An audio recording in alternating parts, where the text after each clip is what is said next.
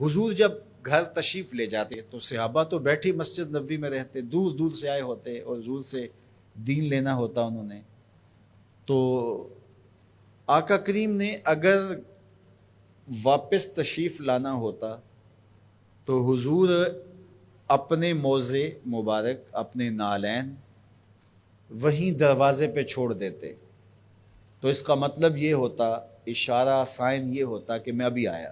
اور اگر حضور نے جا کے استراحت فرمانی ہے، دیر کے بعد تشریف لانا ہے، ایک نماز کے بعد گئے اب دوسری نماز کے وقت ہی آئیں گے، تو حضور نالین سمیت تشریف لے جاتے. تو جب حضور کے جوڑے پڑے ہوئے تو صحابہ سمجھتے کہ وہ آنے والے ہیں، تو پھر ان کی نظریں دروازے پہ لگی رہتی. تو اچانک جب حضور آتے تو وہ یہ لفظ بولتے، خرجنا رسول اللہ. کبھی کہتے کہ حضور طلوع ہوئے، کبھی یہ بھی کہتے طالع علینا، ہمارے اوپر طلوع ہوئے. تو یہ مختلف روایات حدیث میں ملتے ہیں. تو یہ کیا کہتے ہیں سنو ذرا. حضرت ابو شریح الخزاعی رضی اللہ تعالی عنہ فرماتے ہیں، خرج علینا رسول اللہ صلی اللہ علیہ وسلم فقال، حضور تشریف لائے، ہمارے درمیان جلوہ فراز ہوئے. فقال، اور ارشاد فرمایا، الیسا تشہدون اللہ الہ الا اللہ وانی رسول اللہ، تم گواہی دیتے ہو کہ اللہ کے علاوہ کوئی معبود نہیں ہے اور میں اللہ کا رسول ہوں. قالوا بلا، سب نے کہا کیوں نہیں. یعنی مطلب کیا کہ میں جب اللہ کا رسول ہوں تو پھر جو کہہ رہا ہوں اس کو غور سے سنو. اب ذرا دیکھیے کہ حضور نے یہ کہہ کے ایسا ماحول پیدا کر کے کہا کیا. اب اس کہنے پہ قربان. حضور نے ارشاد فرمایا، یہ اللہ کی کتاب قرآن مجید، اس کا ایک سرا تمہارے ہاتھ میں ہے. یعنی یہ اللہ کی لٹکتی ہوئی رسی ہے قرآن مجید، اور لٹکتی جو رسی ہوتی ہے اس کے دو سرے ہوتے ہیں نا.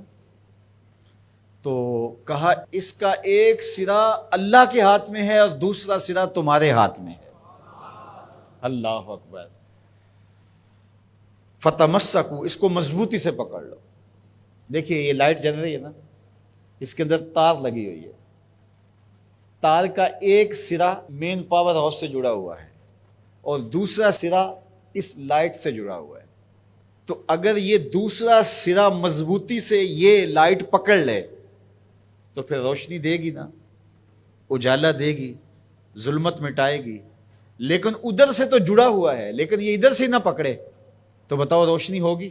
تو کہا کہ قرآن ایسی اللہ کی کتاب ہے، اللہ کی لٹکتی ہوئی رسی ہے جس کا ایک سرا تمہارے رب کے دستے قدرت میں ہے، دوسرا سرا تمہارے ہاتھ میں ہے. فتمسکوا، کہا جوڑ مضبوط کر لو، پکی طرح سے اس کو پکڑ لو. جب پکی طرح سے پکڑ لو گے تو فرمایا فَإِنَّكُمْ لَن تَضِلُّوا، ظلمت تمہارے قریب بھی نہیں آ سکتی، چانن ہی چانن ہوگا، اور کبھی بھی تم گمراہ نہیں ہو سکتے، کبھی بھی ہلاک نہیں ہو سکتے.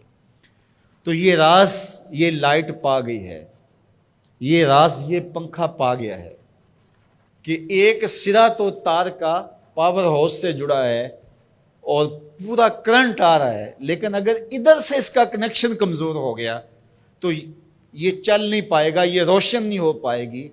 قرآن اللہ کی وہ لٹکتی ہوئی رسی ہے جس کا ایک سرا تو رب کے دستے کرم میں ہے اور دوسرا سرا جو ہے وہ فرمایا تمہارے ہاتھ میں ہے. اور جب اس کو زور سے پکڑا ہوا ہو تو روشنی ہوگی نا.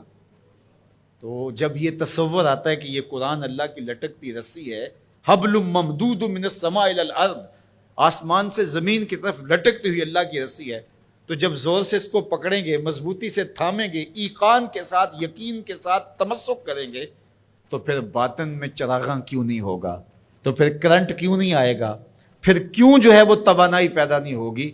تو پھر تو ایک عجیب کیفیت پیدا ہوگی نا کہ یہ وہ قرآن ہے جس کا ایک سرا رب کے دستے کرم میں اور ایک سرا ہمارے ہاتھ میں ہے. کتنی خوبصورت میرے حضور نے مثال دی. تو اس سے ہدایت ہی ہدایت، نور ہی نور اور روشنی ہی روشنی نصیب ہوگی. اچھا، اس عنوان سے صرف ایک روایت سن لیجئے. حضور نے ارشاد فرمایا، حضرت عبداللہ ابن عباس رضی اللہ تعالیٰ عنہ کی مرویات سے ہے، حضور نے ارشاد فرمایا کہ جس نے فساد امت کے دور میں میری ایک سنت کے ساتھ تمسک اختیار کیا، میری ایک سنت کو مضبوطی سے پکڑ لیا، جب فساد بپا ہوگا، جب میری سنتوں کو توڑا جا رہا ہوگا، دین کی قدردانی نہیں ہوگی، لوگ دین کی پرواہ نہیں کریں گے، خواہشات کے غلام بن جائیں گے، اس زمانے میں جس نے میری ایک سنت کو مضبوطی سے پکڑ لیا، میرے اور آپ کے آقا و مولا فرماتے ہیں اللہ اسے 100 شہیدوں کا ثواب عطا فرمائے گا۔